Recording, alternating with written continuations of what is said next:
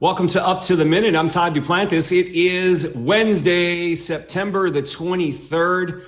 We made it halfway through the week, and most importantly, it looks like we've made it through the rain. The rain, mostly yesterday, went all the way through the night, and the flooding's gone down throughout Houston. We are so pleased to be here on this Wednesday. And Brittany, it's kind of nice outside. I don't know if you've been out yet. The rain has stopped. At least the drizzling stopped, and a little bit cooler weather out there. I actually have not been outside this morning, Todd. I did have to endure the rain yesterday to get to my dentist appointment. All was well. I did get stuck out there for a little bit off I-10 because, it's just a hit or miss with the flooding out there and, heavier rains in some spots than other places. But, all is well, was very safe. We're back home and we're good. So, yes, I'm glad this rain is over for the time being. Everyone knock on wood, knock on something, to hopefully let this be done for a good while. Yeah. But before we really get into it, Todd, I do want to just remind everyone to follow us on Facebook, Twitter, and Instagram, and to subscribe to our YouTube channel and to share this podcast. That way we can share this information to grow our audience, and hopefully we'll be able to double our numbers. Even though it's COVID, Todd, I know you wanted to increase our audience, and we need everyone's help to get there. Well, the thing is, everyone's at home right now, and online learning is underway. But a lot of our faculty, our staff, and several of our students are tuning in because they're homebound. So we're pleased to have you with us. So we have your HCC news and information for the next half hour or so. This morning, we're talking about a very important subject. We're talking adult literacy. We've got two special guests. One of them's from the city of Houston, the director of the Mayor's Office for Adult Literacy. We've got Federico Salas-Isnardi here. Good morning, Federico. Good morning, Todd. How are you? I'm great. We're glad to have you with us. Yeah, we're glad to have you with us. You made it through the storm yesterday as well. I know. We did too. Yeah, we're all pleased for that. We're going to be with you in a moment, but first I want to introduce a member of our HCC family. We're talking about Dr. Christina Robinson. She's the Executive Director of HCC's Adult Education and Literacy Programs. Good morning, Dr. Robinson. Good morning, Todd. Thanks so much for having us on today. Absolutely. Now, you've got a very important partnership you're talking about with the city of Houston. Why don't you tell us about that? We do. Well, we absolutely have. Well, if you don't know, I'm on the advisory board for the city of Houston, Adult Education Literacy Board, and we have this amazing opportunity here. But before I start on that, I really want to talk about why we're here this week. And that's because it's National Adult Education and Family Literacy Week. And so that is going on this week right now. Tell us the dates. All this week. So it started yesterday and it rolls through the 26th. And this is really the opportunity for those across the country, adult educators, to proclaim the need and support for adult education and family literacy. A lot of people don't know a lot about it. They know it happens or it occurs, but this really gives us our opportunity to provide that support and access that individuals across both our city and in the country need this week. And so everybody's up on Capitol Hill this week, advocating for funding and for opportunities with our policymakers. Well, I know it's a very important topic across the country, and I know one person it's very important to is our mayor, Sylvester Turner. And Federico, I want to bring you into this conversation because this is an important issue to Mayor Turner, and this is an important partnership with HCC with the city of Houston. Yeah, Todd, this is a very important partnership for the city and a very personal and professional topic for the mayor, who is concerned about the realities of what is called functional literacy. That is, can adults perform, can adults function in society, in the workplace, and as members of their own families, supporting their children, for example, at the level of literacy that they have. And what we find, and it's unfortunate, but we know that 1 in 3 adults in Houston, 1 in 3, 33% of the population in Houston, are functioning at the lowest possible level of literacy as measured by an international standardized assessment. So we have people who don't know how to read or write or do basic math, or solve problems at levels of proficiency that allow them to compete in the workplace. This is an important topic for the mayor. Oh, it sure is. And I mean, the numbers are staggering when you point it out there. I mean, we're talking 1 in 3 of our population here in the city of Houston. Yes. We need to do better as a city and really as educators from the early years all the way through college. That's correct. And one thing that we need to do better, but one thing that is important to mention is Mayor Turner founded or created this office, the office that I am lucky enough to be in charge of a year ago to tackle this problem. So he's very aware of the problem and he took leadership. Because of that leadership, this week during the National Adult and Family Literacy Week, he is being recognized nationwide as a leader. And tomorrow he's going to receive a national award by the Commission on Adult Basic Education. And the mayor is Houston is the only major city in the United States that has an office like that. Now, we have a fantastic partnership with Houston Community College, and I work really well with Dr. Christina Robinson. But we have, in my office, the mayor's office for adult literacy, we have a partnership with over 50 adult literacy providers all over the city.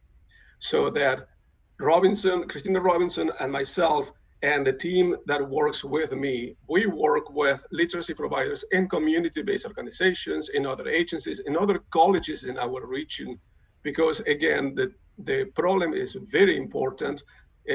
Tackling this problem is a challenge, but it's a challenge that we are working together to tackle together.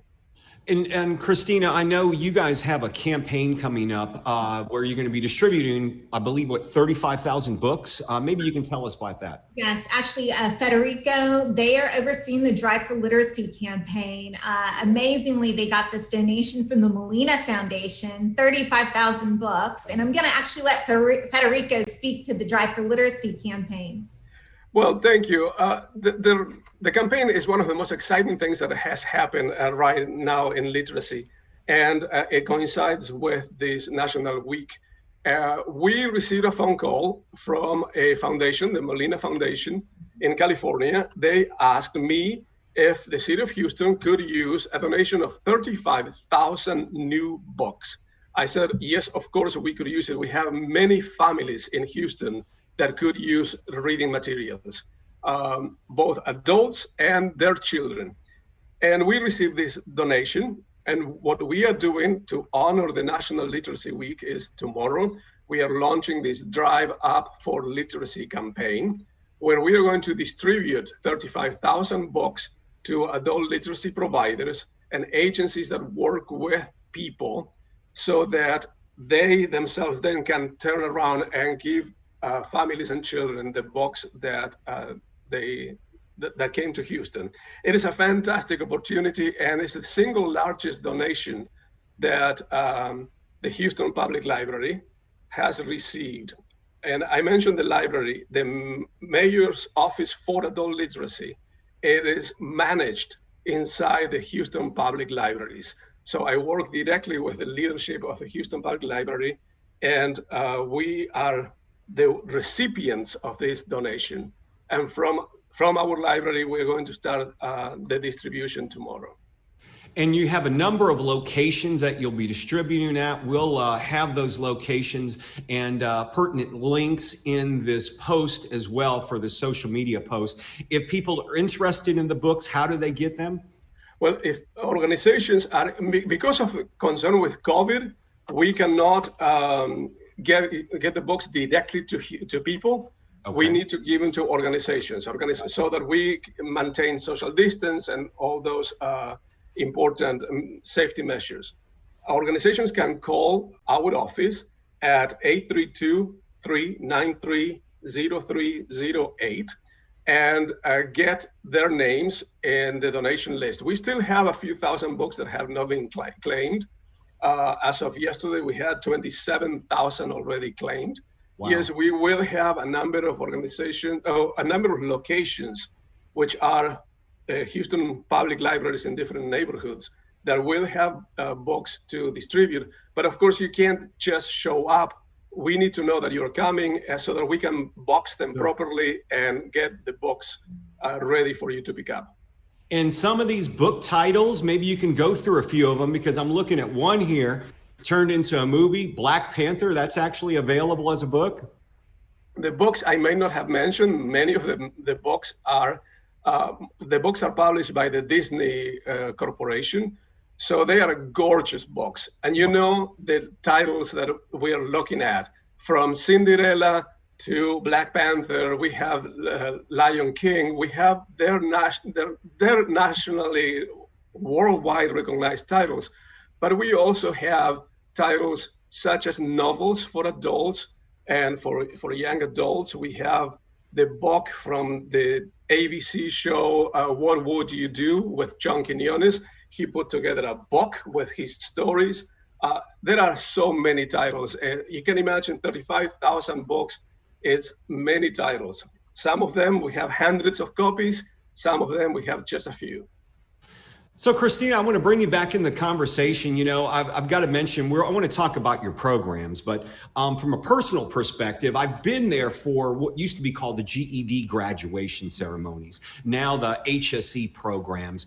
And I've got to admit, that's such a touching ceremony, because you see a number of older adults that seem to be fulfilling lifelong dreams. You know, they're already out in the workforce, maybe struggling, but their family's there. It is just a touching moment that really everyone should have a chance to experience. Yeah, absolutely. You know, I don't know if people know this, but for every high school equivalent graduate that we get out, that's about $6,250 in revenue for the city. That's what we get back on that individual. So high school diplomas, especially right now with COVID, you know, I was having a conversation yesterday. So many students just haven't even come back to school because of COVID. I think my last number was 7,000 in one district. And so this is a tremendous opportunity for those students. If they don't want to continue and they decide they want to get that GED, they can come to us and they can get that, because the only way our city is going to be successful is if we can get them skilled up. And we know they can earn more than $10,000 if they get that GED. And beyond the GED, your program also includes the ESL program, which was very popular with English as a second language. Yes, in the city of Houston, English is such a huge need still today. Over 68% of our students are in ESL programs, which doesn't necessarily mean they're moving from Spanish to English. We have so many different languages in our city. You can't even count them on two hands. Right. You know, I mean, you hit the nail on the head, because people think, well, it's Spanish. Vietnamese, you know, I think what HCC has students from maybe 100 different countries, more than here in our student body. I mean, there are languages that we have to adhere to as well, just outside of English and Spanish.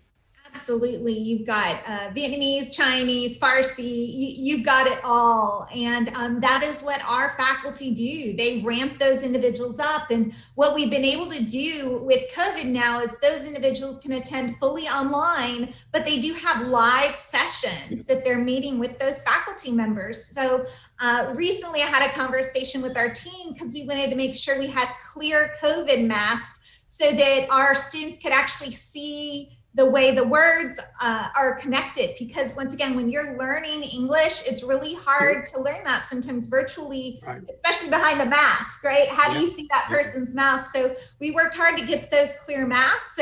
So now individuals can see the words that our faculty are using when they get back on campus. And I was going to ask how COVID has affected your operations. Like all of us, everything's online. What has been the reaction to students with online learning? Well, you know, I would say it's been a bit mixed. Initially, students were terrified to come online, especially our ESL and adult education students. So we built in a 2-week digital literacy ramp-up module. And so all of our students are now coming in with that digital literacy ramp-up. And what that's done is it's given them that comfort level. Plus, with the combined remote we call it remote, but it's actually like a face-to-face like we're having today. You know, you're talking with your faculty member. It's given them a lot more comfort and a lot more ease. And what we've seen is students that would have never been able to come to us because they couldn't make it to a campus, they're now able to attend online. I think our biggest thing that I think we could use is if anybody wants to donate computers, we have so many students that need technology still today. And even with all the support that we've gotten, which has been tremendous, you know, you can never use enough computers. So that's the one thing our students tell us over and over. So getting them those digital literacy skills has never been more important. And many students said, well, I'll just wait till the spring, or I'll wait till the end of the fall, till you open up. And I'm like, well, in those 6 months, you could already have your HSE, or you could already know English. So don't wait. Plus, learning in this digital environment, this is the new world. So you might as well start now. If I may, Todd, I would like to add a few notes to that. COVID, of course, has impacted the whole world. It has impacted our nation. So the impact on the field of adult literacy has been tremendous. But I will say something important. Dr. Christina Robinson mentioned digital literacy. Last year, Houston had been recognized by the National X Prize Foundation that gave the city of Houston a national award because so many of our adult literacy students were already using digital technology to learn. Now, back then, and this is just a year ago, in November 2019, these adult students were using their devices to learn a little bit more, to practice. Now, when the COVID came and we were forced to move into the remote learning environment, those students were more familiar with digital learning, were more familiar with those apps to learn using their devices. Houston, I recently participated in national research on what happened to the field during the pandemic. Houston was ahead of the national curve because we have already had this practice. Our students were practicing with educational technology. So we were slightly ahead of the national trend, and that really helped us. Our students are now moving, and I think, and I believe that Christina will agree with me, I think that we need to look forward at what is the field of adult literacy will look like in the future, not going back to what happened before COVID, but taking advantage of the lessons that we have learned during COVID. You know, we all have to take advantage of those lessons, Dr. Robinson, as we move forward, because our lives have been changed. And we need to look back at the last 6 months over these new practices we're using and how we're going to incorporate them in the next few years. Dr. Robinson, I'd like to interject. As you all may or may not know, I actually monitor our social media stream as we're going live. And we have someone who in Spanish has written, I want to learn English and I live near Hobby Airport. So where can individuals go who want to participate in ESL classes? Sure, they can get hccs.edu/changemylife. It's $20. They can sign up for any of our orientations that we have going on, and we will get them started. We're actually starting classes this week. So they can get on and they might even be able to get into this week's classes. Perfect. Thank you so much for answering that question. And people, Brittany, people can also go to the Houston Mayor's Office for Adult Literacy website, and I will make sure that you have the link, because we have there a provider directory where they can find the closest provider, whether it's associated with Houston Community College or not. And Houston Community College has many locations to learn English, but there are other locations, for example, churches, that may be able to help you. They may be closer to that particular person. So we will make sure that you have all the links needed. Absolutely. Thank you so much, Federico. Sure. Federico Salas-Isnardi, thank you for being here representing the Mayor's Office of Adult Literacy. We appreciate your joining us this morning. Thank you very much for inviting us. Absolutely. And Dr. Robinson, always good to see you. You know, I was going to get to the $20 Change Your Life campaign. That's a popular campaign. Let's get you on in the future, and maybe you can get one of your student successes from that program, because I know you have many of them. It's a popular program, but we need to get the word out more about that, because it's available and it's only $20, and it really is $20, folks. It really is. I promise. $20. That's right. We look forward to seeing you again in the future. Thanks for being here. Have a good one. Thank you, guys. Thank you. Thank you very much. All right, we're going to move on to Brittany and, of course, our HCC news and announcements. Of course, if you have a comment or a question, you can place it in the comments below this show. And Brittany handles a lot of our social media for the show, and she will find the answer to your questions. So, Brittany, we got faculty and staff virtual coffee breaks going on. One of them is happening tomorrow. That's correct. So as you all may or may not know, Janet May, who's our Chief Human Resources Officer, has been hosting this virtual coffee breaks Tuesdays and Thursdays, more or less since the pandemic began and we had to work remotely. So this is a great way for everyone to stay in contact, to participate in a discussion.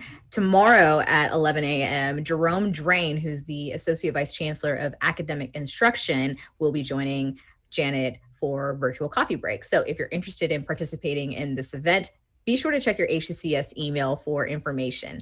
It's all going to be right there at your fingertips. That's right. And Brittany, HCC Reel Film and Speaker Series is going to be underway. That's going to happen Wednesday, September 30th at 1:30. So 1 week from today at 1:30. The title of this event is called Systematic Racism and Housing Disparities. The guest is Luis Guajardo. Luis Guajardo. I believe that's how you say the name. Good job, Todd. I'm proud of you. I tried. For more information, you can email them for the information that we'll have the email in the post of the show. And you know, HCC has outdoor Wi-Fi zones. They were talking, our previous guest, Brittany, about the digital divide that's happening across the city of Houston and really across the nation. We're trying to assist our students in getting across that digital divide by giving them some outdoor Wi-Fi they can log into for free.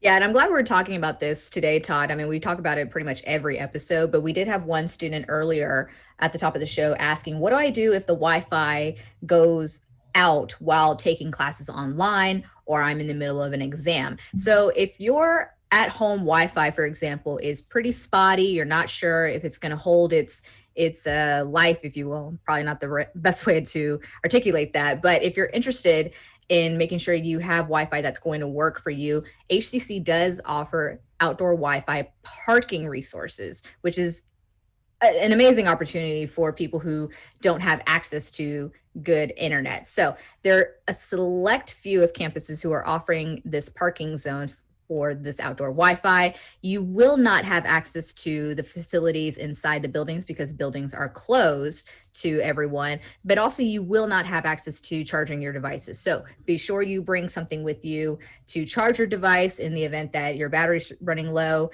As Todd likes to say, go take a potty break. But be sure to visit our website, hccs.edu/outdoor Wi-Fi, to check out which campus is offering the parking zones and which campus is closest to you. Yeah, and Brittany, you know, while we're on the subject, you know, Dr. Kurt Ewan, our Vice Chancellor of Strategy Planning and Institutional Effectiveness, was on the show last week. He leads the COVID response team and all the planning going on there. One of the things he said in surveying the students is a lot of times our students may not be taking classes in person this semester, but what they're looking for is a quiet space where they can plug into some Wi-Fi, get away from the kids or the family, do their work, maybe take their classes in peace, and be away from all the distractions. And one of the things that HCC administrators are working on, especially over the next month, are places on our campuses when they do reopen in a limited fashion with social distancing and guidelines where our students can plug in and work on their studies. So we understand that is a concern for many students. Yeah, it absolutely is, Todd. I totally understand the necessity of having a quiet place to separate yourself from your family. My husband is in the other room right now teaching his third graders virtually, and I'm wishing he was back in his classroom because, you know, I like the quiet. I really do. And I'm sure he would appreciate the quiet place in his classroom as well. Everyone wins. But yet, in all seriousness, yes, it's essential for our students to be able to have a place where they can think, they can read, they can get through their assignments, their exams, whatever. And so having these outdoor Wi-Fi parking zones available at our campuses is a great resource for them to utilize. Is it a little inconvenient? Probably so. But at the end of the day, you're able to accomplish the tasks that are ahead of you. And you'll hear more about these locations on campuses after October 5th. You're going to hear more about it, students. So if you're one of those students, we understand your concern. They're trying to address it, and you'll be hearing more about it. So look for your emails and check our website for more information as it's available. Student Life, they're virtually active. What does that mean, Brittany?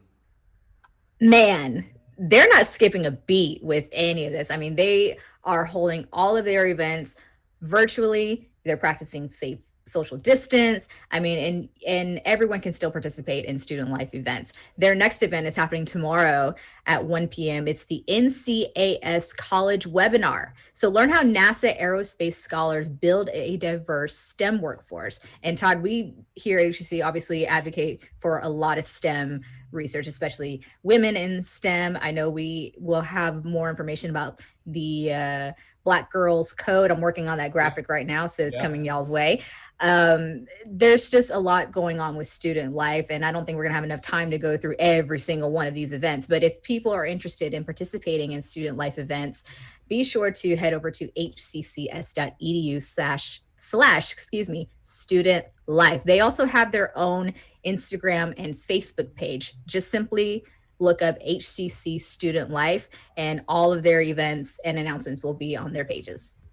You know, we realize many of you may be going to HCC with the hopes to transfer to a four-year school, and we fully support that. Even though we're in a time of COVID, doesn't mean you can't check out those schools. HCC is having a virtual college transfer fair. We usually held them on our campuses. Now we're doing them virtually. Several out-of-state colleges, as well as ones within the state of Texas, are going to be represented there. We're talking SMU, Prairie View A&M, UT, U of H, go Cougs, University of St. Thomas, Baylor, HBU, Prairie View A&M, and more. Very large number of universities are wanting to get you to transfer there. When you're done here at HCC, you can get all the information on our upcoming transfer fair. Very easy, hccs.edu/transfer fair.